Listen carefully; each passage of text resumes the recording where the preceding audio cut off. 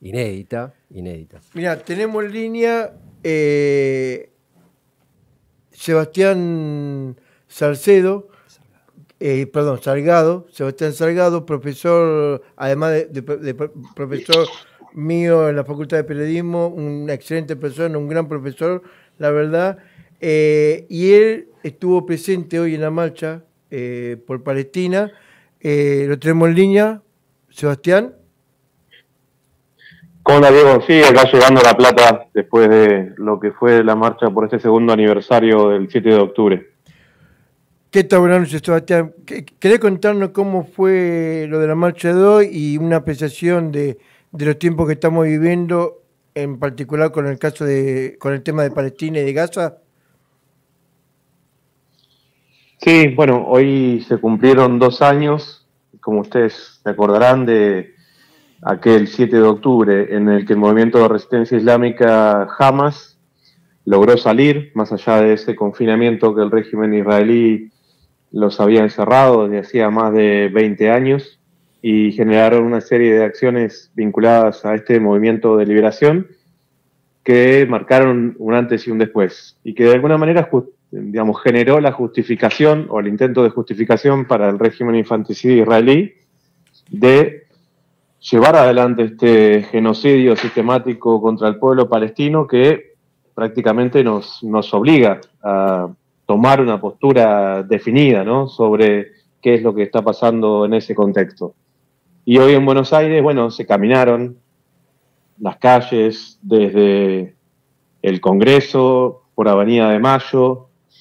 El sionismo controla la seguridad de la ciudad de Buenos Aires a través del señor Wolf, entonces no le permitieron a la marcha pasar por Avenida de Mayo frente a la representación del Estado genocida israelí, léase la embajada de Israel, entonces hubo que dar una vuelta un poquito más larga hasta llegar a Plaza de Mayo.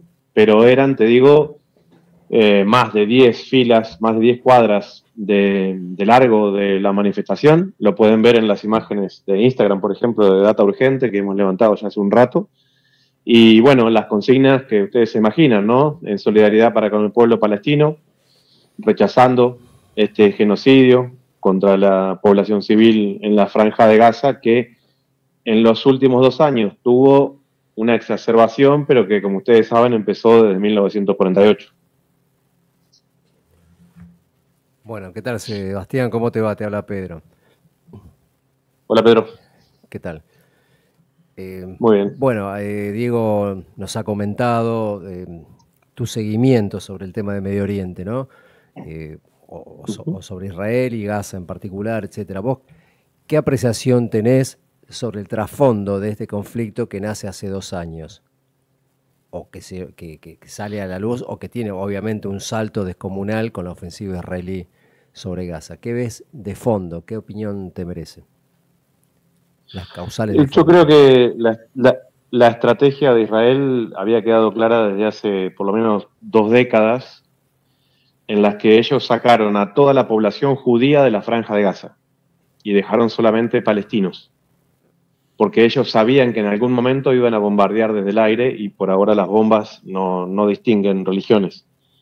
Entonces ellos lo que hicieron fue buscar un momento a través de una excusa para que el mundo occidental condenara las acciones del movimiento de resistencia islámica Hamas, que tomaron una serie de prisioneros para tratar de intercambiarlos por los miles de palestinos que están en las cárceles israelíes. Sí. Y que eso, bueno, en los medios corporativos de comunicación, lamentablemente, encontraron una especie de justificación diciendo Hamas es terrorista y hacen túneles, y entonces, bueno, el consiguiente bombardeo sobre niños, mujeres, toda la población civil, que incluye, por sobre todas las cosas, el asesinato de manera deliberada, la eliminación física de nuestros colegas periodistas, más de 300 buscados específicamente para ser asesinados, por lo que ellos buscan un nivel de censura que no tiene registro en la historia a través de la eliminación física de personas. O sea, buscar quiénes están contando lo que está pasando dentro de la Franja de Gaza y asesinarlos, aunque haga falta mover un avión y un misil que cuestan millones de dólares. Entonces, bueno, vemos que cada uno de las personas que se han hecho eco de este concepto de Hamas terrorista y demás, buscan justificación, y lamentablemente vemos que eso incluso trasciende en las Naciones Unidas, que no ha hecho absolutamente nada para terminar lo que está pasando ahí. Fernando. Sebastián, buenas noches. Fernando, te saluda. Hola Fernando, ¿qué tal Fernando? Todo bien, Sebastián, gracias. Bueno, mi pregunta iba hacia esa dirección, ¿no? Que nos expliques el funcionamiento de por qué los medios de comunicación hegemónicos construyen ese sentido y ese relato con respecto al genocidio del Estado que está llevando el Estado de Israel a Palestina. Y bueno, si bien vimos en de Naciones Unidas que fue tratado el tema, pero bueno, quería preguntarte acerca de, bueno, de cómo lo observás, cómo construyen sentido sobre este tema. Sí, tomando el caso argentino, por ejemplo, Israel tiene el control de todos los medios y esa es parte de la estrategia de ellos. Hay gente que piensa que Israel controla los medios que podamos pensar vinculados a las estructuras corporativas, ¿no? Clarín, La Nación y demás. Pero en realidad también controlan Página 12, controlan C5N, por eso ahí no vas a escuchar ningún tipo de crítica sobre lo que está pasando y por eso no van a cubrir una marcha como la de hoy que paralizó la ciudad de Buenos Aires. Yo venía escuchando radios que se quejaban de que el tráfico había sido un caos durante todo el día, pero no decían por qué. Claro. Y es porque la marcha fue impresionante. Entonces estaba todo el centro de la ciudad de Buenos Aires colapsado y al gobierno no le ha quedado ya más margen para la represión, que han reprimido muchas otras manifestaciones vinculadas a la causa palestina. Entonces hay que dimensionar esto. En Argentina se puede criticar al presidente, en Argentina se puede criticar a Inglaterra, al Papa, al rey de España, a quien se te antoje, pero si vos en un canal argentino criticás a Israel, te expulsan y no volvés a aparecer nunca más. Exacto. Entonces, lo que nos queda a nosotros es el campo de la comunicación popular, en donde nosotros tenemos la convicción de lo que decimos como que es parte de la realidad y sobre todo porque los derechos humanos son para la totalidad de la población del planeta. Quien dice defender los derechos humanos en la República Argentina y se hace el pelotudo con lo que pasa en Palestina, que se dedique a otra cosa. Entonces, como hay medios que se han supuestamente vinculado a eso, y hay gente que dice, no, bueno, pero si no aparece nada en Página 12 es porque no debe ser tan grave. Bueno, esa es parte de la estructura de la mentira que a ellos les ha funcionado también. Mirá, Sebastián, acá estamos mirando justamente imágenes de Dato Urgente. Es impresionante lo que vos estabas relatando, la cantidad de gente movilizada en la calle en Cava con el tema de Palestina.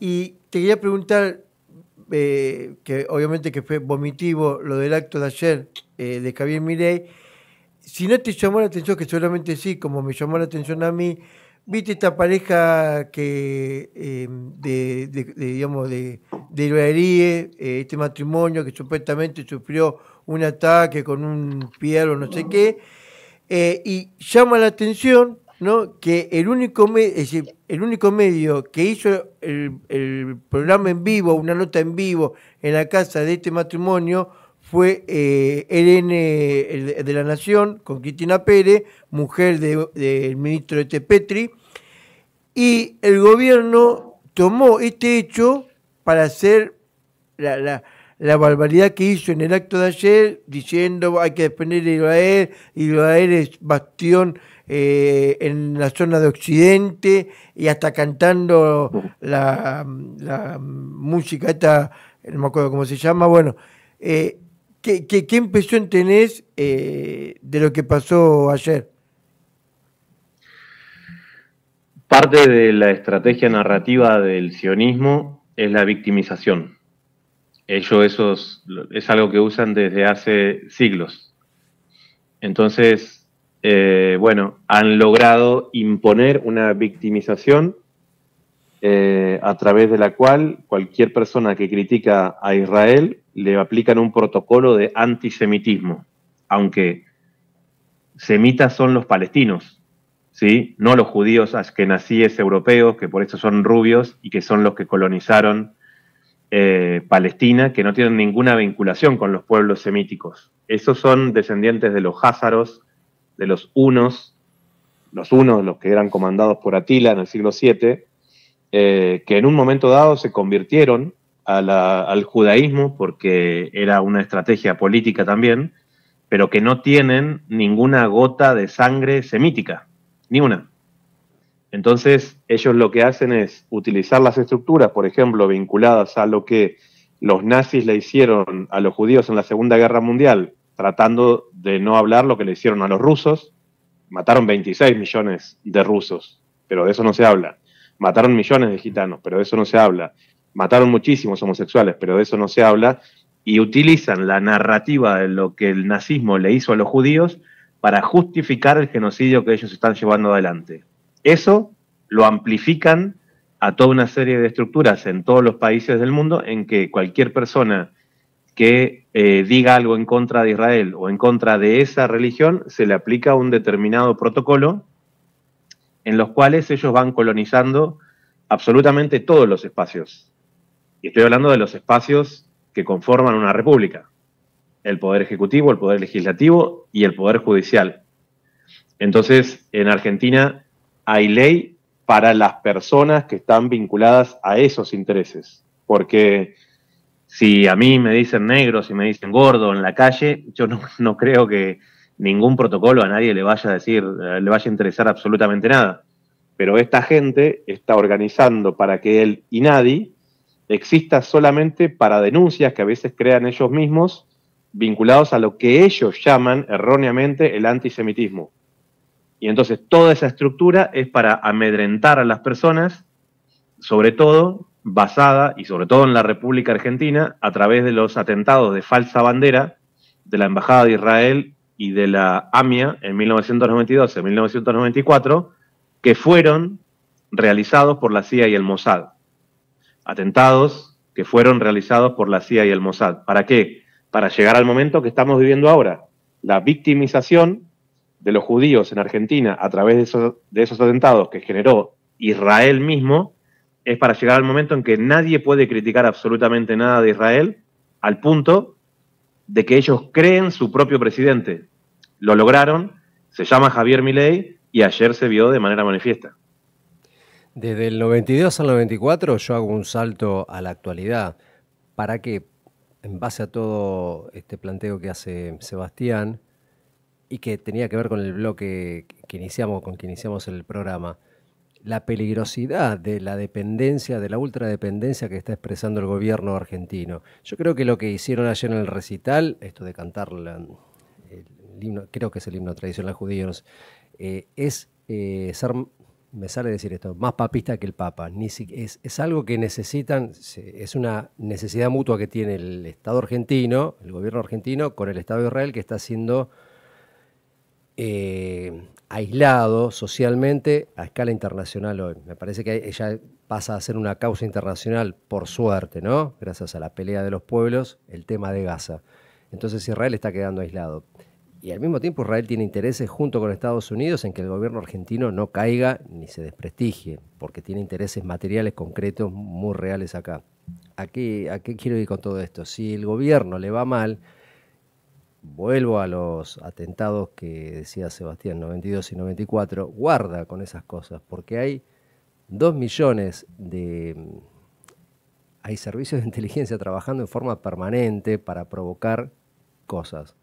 Entonces la opinión pública tiene que ser dirigida hacia un lado o hacia el otro. A esa escala, de esa magnitud me refiero, de que las cosas son concretas, los intereses son muy fuertes como para no dejar perder terreno con un gobierno que está absolutamente desprestigiado. No sé si me explico, quizás mezclé todo, pero me pareció muy atinado lo que decía, como trae a la memoria los atentados, sobre todo el de AMIA, donde está comprobado que están los servicios, no solo Mossad y la CIA, sino el propio Estado argentino. Por eso el reclamo de es un crimen de terrorismo de Estado, ¿no? De APM y otros sectores Sebastián, familiares. y te recuerdo que seguramente vos también lo sabes, como lo sabe Pedro acá los muchachos, que con el atentado del 92, si no me equivoco, el que era presidente en su momento, Beraja, ¿no? Era 94. también, perdón, 94, era también presidente del Banco Mayo, y dicen la mala lengua que como había robado absolutamente todo lo del Banco Mayo, Beraja fue uno de los autores intelectuales para hacer lo de la AMIA y cobrar el seguro que tenía por la AMIA para supuestamente bancar la quiebra del Banco Mayo. Sí, por eso Beraja estuvo procesado en lo que se conoció como el juicio de AMIA paralelo, del cual prácticamente no tuvo cobertura periodística, y Beraja, los fiscales Mullen y Barbaja, bueno, tuvieron condenas. Por eso están dando vueltas en círculos desde hace 30 años, porque están siguiendo una pista falsa. Exacto. ¿Sí?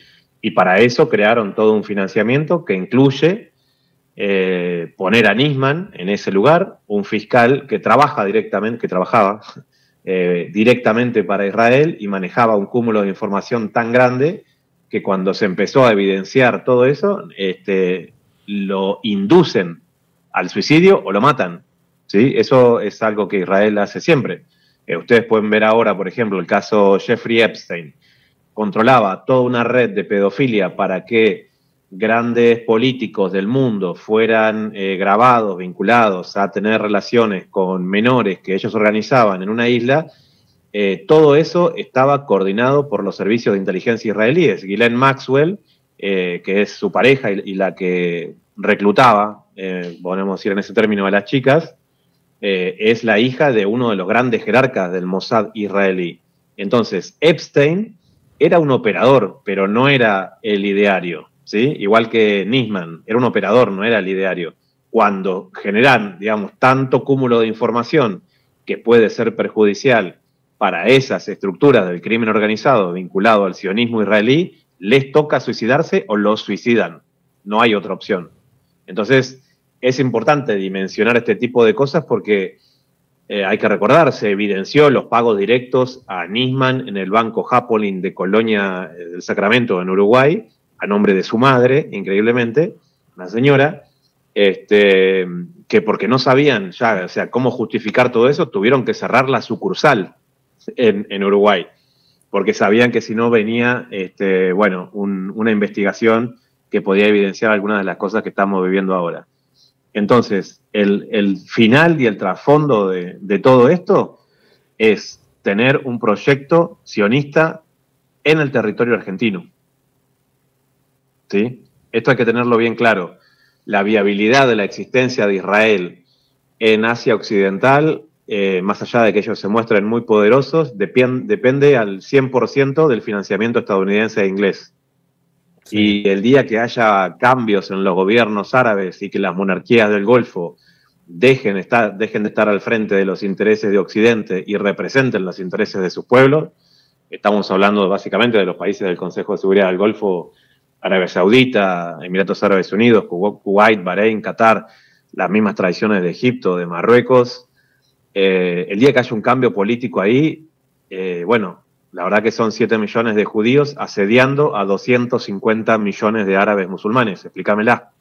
¿Cómo es que pueden todos los días asediarlos, asesinarlos, quitarles territorio, quitarles el agua, bombardearlos? No tiene lógica. Entonces, ellos saben que algún día eso se va a terminar y están preparando algunos otros territorios. El principal de todos es la República Argentina. Bueno, Sebastián, la verdad, me dejas sin palabra. Impresionante la posición tuya, la charla tuya, como siempre. Primero agradecerte, bueno, en nombre de mi compañero que haya podido estar este rato al aire. Y además, como le hemos dicho a todos, que este es un espacio que los contenidos no los construimos nosotros, los contenidos los construye la gente de a pie, el caso tuyo. Este es un espacio para ustedes, a disposición, siempre, las 24 horas. para cualquier cosa y decirnos, digamos, un último mensaje, digamos, qué es lo que vos querés que la gente, digamos, escuche. Perdón, perdón, Chino, perdón. Sí, Sebastián, reitero el agradecimiento, pero para que cierre vos justamente, yo hago un hincapié antes que me gustaría, si es posible, poder desarrollarlo, debatirlo, bueno, quizás en otro ámbito.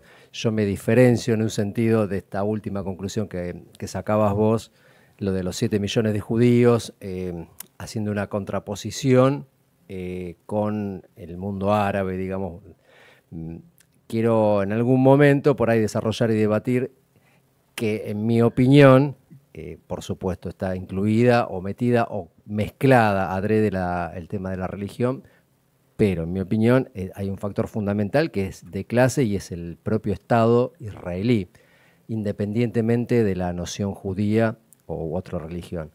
Por ahí no me explico bien lo que Sí, quiero decir. lo que pasa es que ellos construyeron eso, que ellos lo declaran un Estado judío, que es una democracia solo para judíos. Sí, sí, sí, sí, Eso sí. es lo que construyeron ellos. Sí, sí, sí. Estoy de acuerdo en eso. Comparto absolutamente que no es un tema religioso, sino que es la utilización de una religión Exactamente. para llevar adelante fines, un proyecto de ocupación colonial en el siglo XXI. Seguro. Bueno, eso solo. Pero bueno, es interesante lo que planteas. No, yo creo que es importantísimo esto de vernos un poco en el espejo palestino. El proyecto sionista no nació para ocupar Palestina. Cuando Theodor Herzl escribió el libro del Estado judío en el siglo XIX, cuando empezaron a proyectar, 19, habían pasado 2000 años desde que los hebreos habían estado en Jerusalén, 2000, Sí. Y empezaron a proyectar una ocupación. Ellos tuvieron un gran debate y dejaron abierto a través de un capítulo en dónde iban a realizar el proyecto de ese Estado con autonomía judía. El capítulo se llama Palestina o Argentina. Les recomiendo que lo busquen, Theodor Herzl, Palestina o Argentina, el Estado judío, es muy fácil de encontrar y Sí, es sí. el ABC de la estructura sionista. Por eso, estas no son teorías conspiranoicas, es simplemente, saber que hay gente que tiene un analfabetismo histórico que tratan de borrar algunas cosas que no se puede, porque son parte de la historia misma. Entonces, vernos un poco en el espejo palestino, porque tenemos que dimensionar que cualquier cosa que el sionismo esté haciendo contra los niños palestinos en este momento, son capaces de hacerlo contra niños argentinos cuando haga falta. Entonces, quienes somos adultos en este momento, nos toca asumir la responsabilidad de nuestras futuras generaciones en la defensa de nuestro territorio, de nuestra cultura.